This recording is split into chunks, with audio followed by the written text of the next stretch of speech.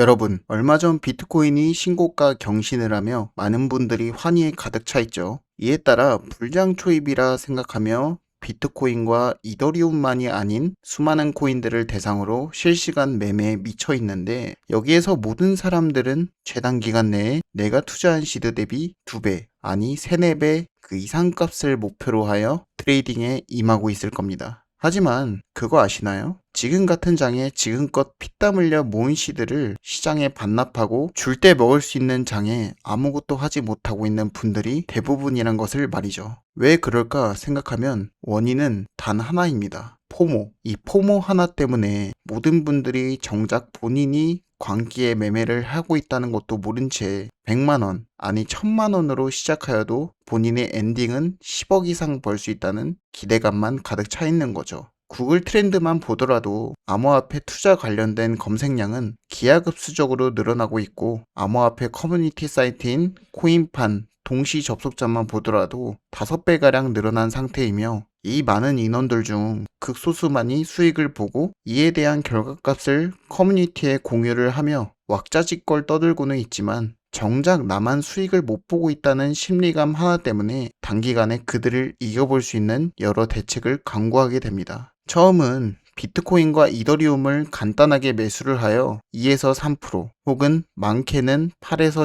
15%대의 수익을 보기 시작하며, 이마저도 갈증을 느꼈는지 메이저 알트코인을 매수해본 후 지금껏 느껴보지 못한 매력을 느껴 단타를 미친 듯이 치기 시작합니다. 물론 결과가 좋을 수도 있어요. 하지만 수익을 보는 사람이 있다면 손해를 보는 사람이 있듯 모두가 동일한 결과를 가져갈 수 없습니다. 여기에서 손실을 본 대부분의 사람들은 커뮤니티를 통해 코인 선물 매매를 알게 되고, 하이리스크에 대한 디테일을 알지 못하고 깔끔하게 청산을 당한 후 정신을 차립니다. 결국 이 굴레로 투자한 모든 시드를 잃고 방황하는 분들, 혹은 이제 선물 매매를 시작하려는 분들이 이 영상을 보게 됐을 거라 생각을 하는데요. 저 또한 똑같은 사이클을 밟은 사람 중 하나일 뿐이라는 것입니다. 제가 코인을 입문했던 시기는 21년도 불장으로 돌아가게 되는데, 여기에서 제 의지와는 다르게 지인의 권유로 업비트 계좌 개설을 한 후 비트코인으로 시작을 하게 됩니다. 이때 비트코인 가격이 4, 5천만 원대로 형성이 되어 있었는데,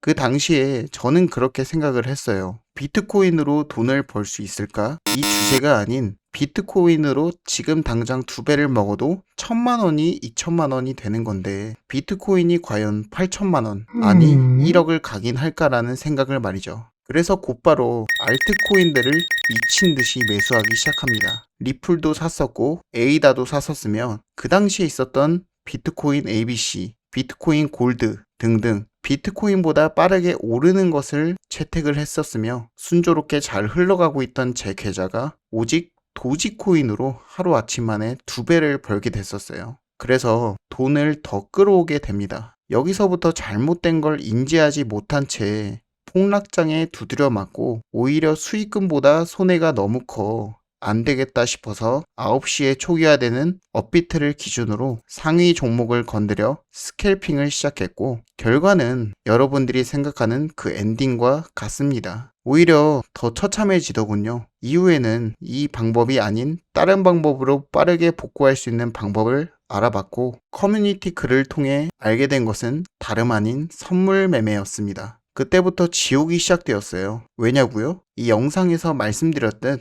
종잣돈으로 시작했던 내가 적금을 깨며 5억을 코인 시장에 고스란히 반납했고, 이것도 복구하고 싶은 마음에 1금융, 2금융, 3금융까지 끌어다 대출을 터뜨린 후 1억까지 전부 청산을 당했으니 금융 공격 이상의 지옥은 없다는 것도 느꼈죠. 이때 저는 죽을까 말까도 생각했었지만, 연락처에 있는 모든 사람들에게 전부 연락하여 돈을 빌린 후 500만 원으로 다시 시작합니다. 이때부터 저는 목숨을 건 매매를 시작하게 됐어요. 첫 번째는 레버리지의 좋은 점만 알고 있다는 것이 이 선물 매매의 함정입니다. 레버리지는 익히 알겠지만 10배의 기준을 삼고 비트가 1% 상승했을 때 내가 10%의 수익이 지키는 간단한 원리예요. 하지만 이것을 함정이라고 제가 부르는 이유는 반대의 상황이 실현됐을 때인데요. 롱 포지션에 레버리지를 10배를 걸었을 때 반대로 10%가 넘는 하락이 나온다면 그 즉시 여러분들의 돈은 없어지는 겁니다. 저는 이걸 모른 채 레버리지에 대한 메리트만 생각하고 이 선물 시장에 진입을 한 거예요. 비트코인과 이더리움은 물론이고 메이저 알트까지 겸비해 매매가 아닌 도박판에 뛰어든 것이고 현물 대비 수익률이 잘 찍히니까 저도 눈이 돌아가게 된 거죠. 다들 그렇잖아요. 자발트 코인 100%, 200% 올라간 거 보면 불타기로 중간에 탑승하거나 다음 100%, 200% 올라갈 알트코인을 찾듯 저는 이걸 선물 레버리지로 조절해 광기에 매매를 하고 있던 겁니다. 하지만 이 결과는 결국 청산 엔딩일 겁니다. 왜냐하면 이 카이토 코인의 기준으로 말씀드려 볼게요. 30분 봉을 기준으로 카이토는 최고점에서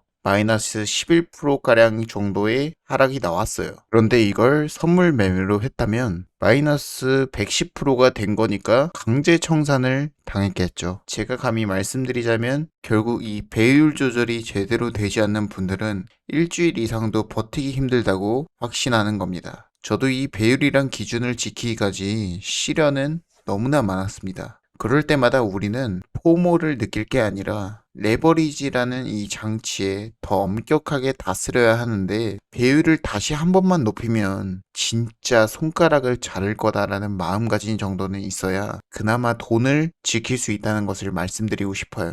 결국 현재 저는 비트코인 기준 7에서 15배율 이내로 조절을 했고 가끔 확실한 자리에서는 20배로 매매를 하기도 하는데 극소수이고요. 유지를 하고 있는데도 어려운 구간들이 정말 많다는 게 이 시장의 현실입니다. 결과적으로 이 레버리지라는 장치만 보수적으로 접근해도 이 선물 시장 상위 10% 안에는 들 수 있다고 자부합니다. 그래서 당장 이 영상 보고 배율 낮추면 되겠지 하면서도 대부분은 다시 고배율로 넘어가게 되는 수순을 밟을 거예요. 그만큼 레버리지란 이 아이템 하나가 너무나 매혹적이라는 것이고 정 조절이 안 된다 싶으면 고정 댓글에 제가 링크를 달려드렸으니까 텔레그램으로 들어와서 직접 보는 게 지금까지 했던 매매보다 훨씬 도움이 될 거라 생각해요. 두 번째는 비중입니다. 제 텔레그램에 들어와 계신 분들에게 극구 강조하는 것이 첫 번째, 레버리지는 기본. 다음으로 강조하는 것은 비중이에요. 이 또한 너무 중요한 이유는 배율을 아무리 낮춰봤자 뭐하겠어요. 몰빵 매매가 돼버리면 방향 한번 잘못 잡으면 시드 반토막 되는 것은 기본이고 그 이상으로 가게 된다면 청산 엔딩으로 끝나는 겁니다. 비중이란 것은 내 전체 시드의 비율을 얘기하는 것인데 물론 운이 좋아서 몇 시간 안에 전체 시드 대비 2배에서 3배도 벌어갈 수 있어요. 하지만 그에 반대로 흘러가게 된다면 앞서 말씀드린 시드가 녹는 건 한순간이고 이에 따라 빠르게 복구하기 위해 남은 금액으로 고배율로 또다시 접근해 청산 엔딩으로 끝나는 겁니다. 비중 조절이 큰 스노우볼을 만들게 되며 결국 시장에서 퇴출당하는 사람들이 100명 중 95명 이상이라는 것도 과언이 아니라는 거예요. 어떤 투자든 분할 매수, 분할 매도는 리스크를 방지하는 최소한이자 최대 관리 방법인 건 사실입니다. 일시적으로 한 방향으로 가격이 움직이면서 꼬리를 달고 올라오는 포지션 손절, 청산 물량을 터는 개미 털기도 많을 것이고 하루 종일 위아래로 터는 무빙으로 시드가 가릴 일도 앞으로도 너무 많을 거예요.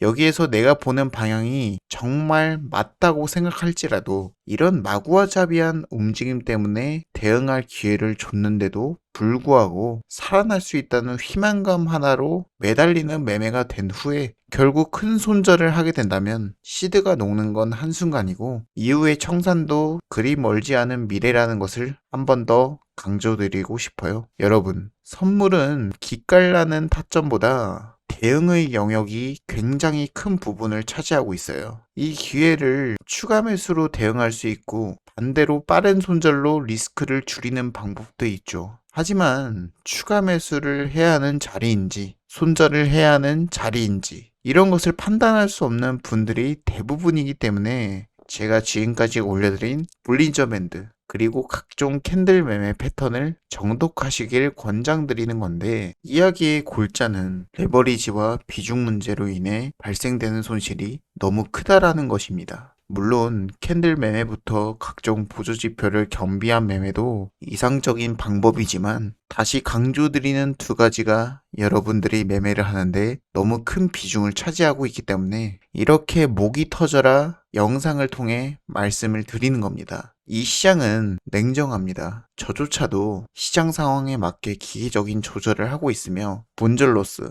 혹은 손절 로스 등등 최대한 내 시드를 지키기 위한 싸움을 매 시간, 매 초마다 하고 있는데, 구독자 여러분들의 몇몇 이야기를 들어보면 100이면 100명 전부 똑같은 굴레로 전 재산을 잃거나 그나마 조금 남은 돈으로 재기하려 하는 분들이 대부분인데, 이건 제가 과거에 했던 행동들과 100%가 일치해서 그런지 더 안타깝기도 합니다. 이 영상을 마무리를 하며 너무 뻔한 얘기일지언정 모두가 겪는 성장통은 맞습니다. 물론 또 다른 문제들이 있겠지만 내 시드를 지키기 위해 적어도 어떤 장치를 걸었는지 지금이라도 다시 되돌아보는 것이 우선적인 숙제이지 않을까 싶습니다. 고정 댓글에 텔레그램 링크를 걸어놨습니다. 기계적인 인사이트 분석, 매크로 분석은 하지 않고요. 실전 매매를 하는 한 사람으로서 실시간 매매 관점을 전부 기록해 놓고 있으니 입장하셔서 많은 도움이 됐으면 좋겠습니다. 또 과거 영상들을 보면 많진 않아도 핵심 캔들 패턴에 대한 내용도 있고, 앞으로도 핵심 캔들 전략이나 여러 부분들을 다뤄드릴 거기 때문에 꼭 정독하시고 꼭 이 시장에서 수익을 보는 여러분들이 되셨으면 좋겠습니다. 여기까지 스코어였습니다. 감사합니다.